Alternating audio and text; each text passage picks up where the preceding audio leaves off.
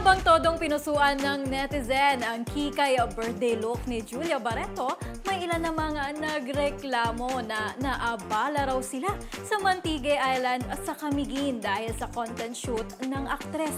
Chikang umaabante mula kay Mildred Amistad Bacud.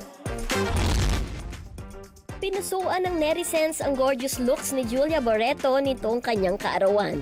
Kikay look kasi ang aktres sa kanyang IG post sa 28th birthday nito.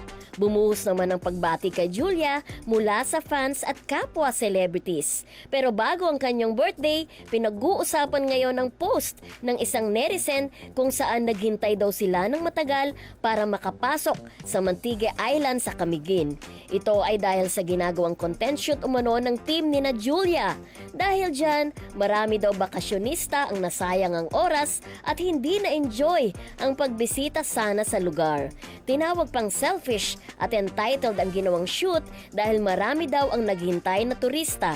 Samantala, sumagot naman ang Camiguin Tourism Office dito at milinaw na nauna na silang nag-abiso bago pa man mangyari ang shoot.